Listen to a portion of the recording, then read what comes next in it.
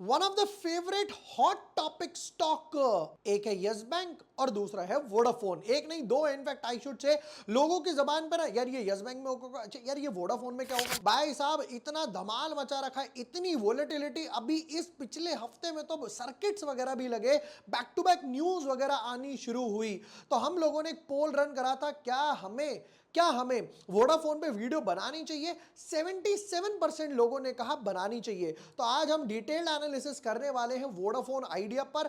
क्या इसका फ्यूचर है, फाइनेंशियल्स कैसे बोलते हैं, फंडामेंटल्स कैसे बोलते हैं, चार्ट क्या बोलता है, क्या कहीं पे बाइंग अपॉर्चुनिटी बन सकती है, जिसने ऑलरेडी बाय कर रखा है क्या उसको और ऐड करना चाहिए, यानी कि एवरेज करना चाहिए या प्रॉफिट बुक करना चाहिए, अभी बाय नहीं कर रखा तो कहां पर और ऐड कर सकता हूं। ये सारे सवालों के जवाब आज इस वीडियो में मिलने वाले हैं। Hi everyone, my name is जुबोर वाशने, I am a SEBI registered research analyst.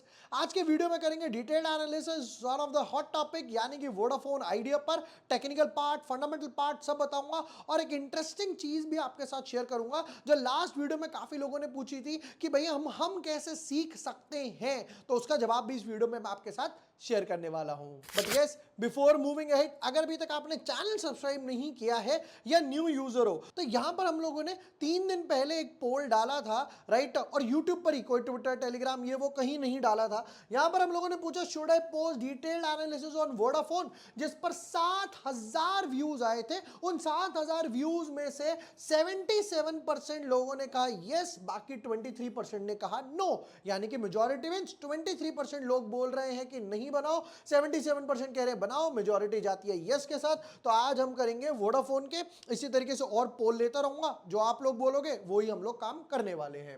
Vodafone में हाल फिलहाल क्या हुआ, जरा पहले तो ये चीज समझते हैं। यहां पर चार्ट का अगर आप स्ट्रक्चर देखोगे तो यहां पर एक मैसिव फॉल तो मुझे दिखाई दे ही रहा है, राइट। ये एक बरसेक फॉल दिखाई दिया, उससे पहले यहां था, उससे पहले ये था, तो ये कंटिन्यूअस तो चल ही रहा है। बट उससे भी मोस्ट इंपॉर्टेंट है कहां से गिरना शुरू हुआ। जरा चार्ट का एक स्ट्रक्चर देखो। अब देखो यहां पर क्या है, यहां से मुझे दिख रहा है कि अभी गिरना शुरू हुआ। मैं रिसेंटली की बात कर रहा हूं। मैं क्या करता हूं, यहां पर एक ना लाइन मार्क करता हूं। चलो मैंने देखो यहां पर इस पॉइंट पे एक लाइन मार्क कर दी। अब आप कहोगे कि यार हाँ यार यहां से तो गिरना शुरू हुआ था, बट अगर आप बाकी चीज देखोगे, जब मैंने चार्ट कंप्रेस करा तब पता चला भाई यही वो लेवल है जहां से हर बार आता है एक ही रेंज में 18-20 18-20 19 रुपए के आसपास। देखो एक बार, दो बार, तीन बार बैक टू बैक 18-19 पे ही गिरना क्यों शुरू हो जाता है। इसको बोलते हैं रेजिस्टेंस जोन। रेजिस्टेंस जोन बोलो या जैसे यहां पर ट्रिपल टॉप बन चुका है। अब होता क्या है, लास्ट वीडियो में भी काफी लोगों ने पूछा था कि यार हम और कैसे सीख सकते हैं। मैं हर बार क्या चीज बोलता हूं, स्टॉक मार्केट में इन्वेस्ट करने से पहले ना खुद में इन्वेस्ट करना चाहिए, अपनी नॉलेज में इन्वेस्ट करना चाहिए। क्यों? क्योंकि वो लाइफ टाइम आपके साथ रहेगी। वो स्किल्स अगर एक बार आ गई तो कोई उनसे नहीं छीन सकता। होता क्या है यूजुअली, अभी जैसे मैंने वॉल्यूम बोला, ट्रिपल टॉप बोला, रेजिस्टेंस बोला, वॉल्यूम्स बोला, या यहाँ पे इनसाइड बार पैटर्न ये वो ब्रेक डाउन आ रहा है, तो काफी लोग ना इन चीजों को सुन के कंफ्यूज हो जाते हैं। यार ये क्या बोले जा रहे हैं, ये टर्मिनोलॉजीज क्या है जो हमें समझ नहीं आ रही। पता है मार्केट में ना काफी लोग इन्वेस्ट करना चाहते हैं, बहुत से लोग इन्वेस्ट करना चाहते हैं, बट होता क्या है कि यार कहाँ इन्वेस्ट करूं। अच्छा कोई स्टॉक का नाम भी समझ आ गया, या जैसे ये वोडाफोन ले लो, कहां पर बाय करूं, क्या यहां पर बाय कर लूं। अच्छा ये प्रीवियस रेजिस्टेंस क्रॉस कर रहा है, देखो पहले रेजिस्टेंस क्या थी, पहले रेजिस्टेंस बनी होगी ये वाली, तो कोई बंदा क्या बोलेगा, अरे देखो इसने प्रीवियस रेजिस्टेंस क्रॉस कर दी है, चलो बाय कर लेते हैं। तो काफी लोग कंफ्यूज हो जाते हैं स्टॉक का नाम के बाद, कहां बाय करूं कहां सेल करूं, बड़ा सा कंफ्यूजन है। ये पता है इतना हार्ड नहीं है जितना लोगों को लगता है।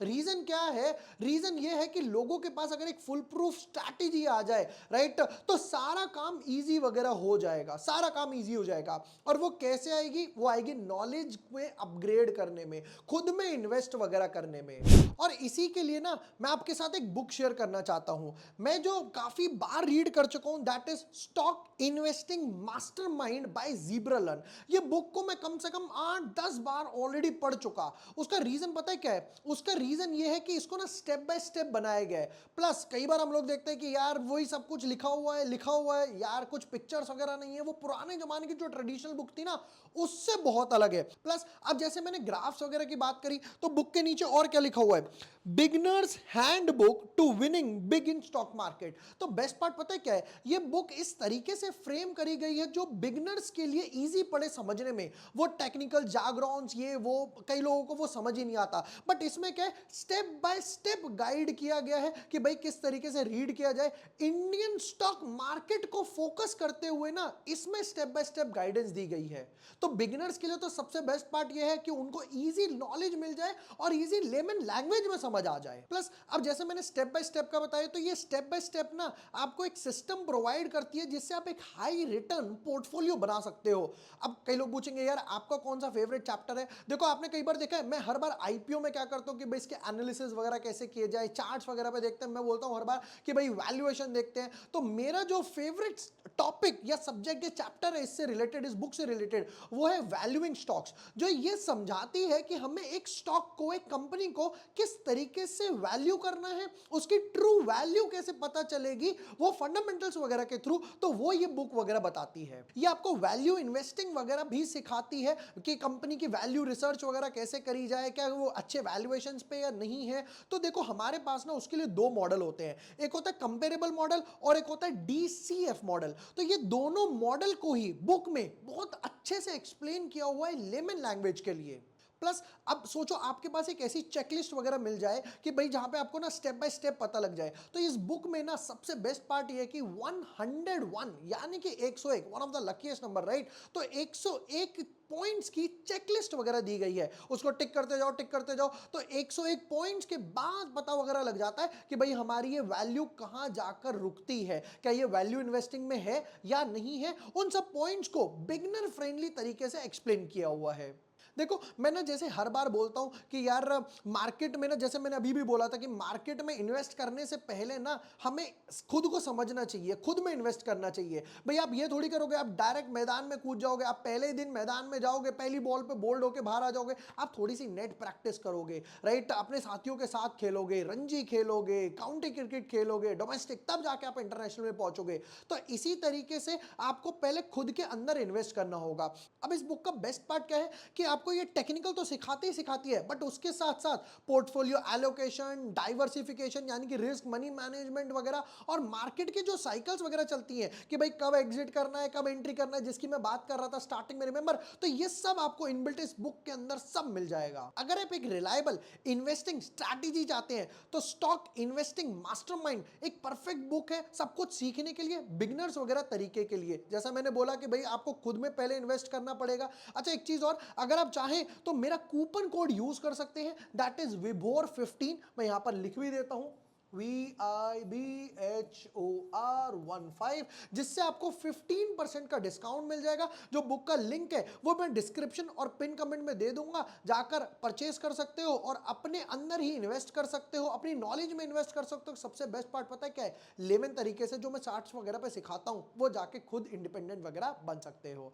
चलिए वापस आते हैं अपने एनालिसिस वगैरह की तरफ। अब यहां पर क्या हुआ, चार्ट में मुझे ये तो समझ आ रहा है कि भाई यहां पे एक ट्रिपल टॉप वगैरह बन गया, जो मैंने टर्मिनोलॉजी यूज करी, बट उससे भी बेस्ट पार्ट क्या था, ये तो बना ही बना, यहां पर सपोर्टिव जोन जो था जिससे बार बार स्टॉक बाउंस कर रहा था, वो भी ब्रेक होकर गया। क्वेश्चन है क्यों, क्यों ब्रेक होकर गया, पहले वो समझते हैं। तो यहां पर हुआ क्या, ये पढ़िए जरा।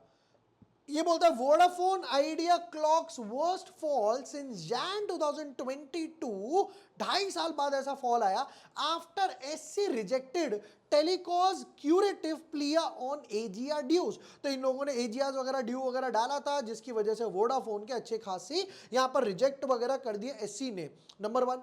नंबर 2 और न्यूज क्या है वो भी समझते हैं। Brokerages flag debt concerns after SC reject Vodafone Idea AGR plea. अब यहां पर क्या हुआ वो भी समझते हैं। इनमें 2.5 लाख करोड़ का डेट है। कितना डेट है, फंडामेंटल्स क्या है, डीप डाइव करते हैं। बट स्टार्ट करेंगे प्रमोटर होल्डिंग से। मैं हर बार बताता हूं, एक प्रमोटर ही है भैया जिसे पता है अंदर बाहर आगे पीछे ऊपर नीचे क्या हो रहा है और क्या होने वाला है, समझते हैं। प्रमोटर के पास था, यहां पर देखो 50%, 50%, 50% रिड्यूस करा, 48 फर्दर रिड्यूस करा, 38 50 से 38 पर आ गए। एफआईआई 2 का हो गया 12, FII ने ऐड करा। DII का क्या चल रहा है जरा वो भी समझ लेते हैं। 36, 34, 31, 5% DII ने बेच दिया। यहां पर क्या हुआ, प्रमोटर ने बेचा, DII ने बेचा, FII ने खरीदा। सिचुएशन पब्लिक की क्या है, तो पब्लिक यहां पर क्या बोलती है जरा ये देखो। पब्लिक के पास 11, 11 का हुआ 14, 14 का 17। तो ये जो माल मार्केट में आ रहा है, फ्री फ्लोट मार्केट में आ रही है, वो कौन ले रहा है, पब्लिक। मैंने लास्ट टाइम भी बताया था जितनी सप्लाई बढ़ेगी उतना प्रॉब्लम है, जितना पब्लिक के पास आता रहेगा फ्री फ्लोट बढ़ता रहेगा उतना ट्रबल है। नेक्स्ट, अब चलते हैं जरा इसके क्वार्टर रिजल्ट्स पे। लास्ट के कुछ क्वार्टर रिजल्ट्स देख लेते हैं भाई, क्वार्टर रिजल्ट्स कंपनी क्या बोलती है। और सेल्स 9,000, 94, 97, 10,000, 10,400, 10,600, 10,500, 10,600, 10,700, 10,500, 10,600 करोड़ के आसपास हर क्वार्टर में सेल्स कर रहे हो, तो ऑन एन एवरेज 3,500 करोड़ के आसपास हर महीने की सेल्स है। ठीक है, उससे भी इंपॉर्टेंट ऑपरेटिंग लेवल पर तो प्रॉफिट हो, 3700, 38, 38, 4,000, 43, 4,000, 4,000, 43, 42, हर क्वार्टर में 4,000 करोड़ के आसपास ऑपरेटिंग प्रॉफिट है। बट नेट प्रॉफिट में लॉस है। पैसा कहां जा रहा है, कमा तो रहे हो बट घर पे कुछ बच के नहीं आ पाता, कहां जाता है ये देखिए। इंटरेस्ट 5,000, 5,000, 53, 53, 6,000, 6,000, 5,000, 63, 63, 63, हर क्वार्टर में 5-6 हजार करोड़ रुपए का ब्याज पे कर रहे हो। ये ब्याज बता रहा हूं, जितना बचता है उससे ज्यादा ब्याज दे देते हो, फिर मार्केट से पैसा उठाना पड़ता है डेट के फॉर्म में या इक्विटी के फॉर्म में।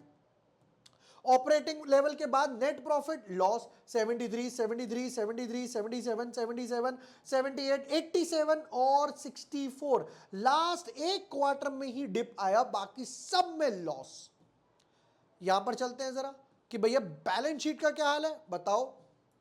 देखिएगा जरा लास्ट 10 इयर्स की बैलेंस शीट है। यहां पर इक्विटी 33, 33, 35, 36, 36, 43, 87, डबल 28,000, 87, 32, 48, 50। लास्ट 5 साल की भी अगर आप यहां पर देखते हो, लोग 28, 32, 48, 50, हर बार इक्विटी डाइल्यूट करते जाओ, पैसा वहां से उठाते जाओ, सप्लाई आएगी। बट यहां पर कैच ये नहीं था, कैच है बोरोइंग का कॉलम।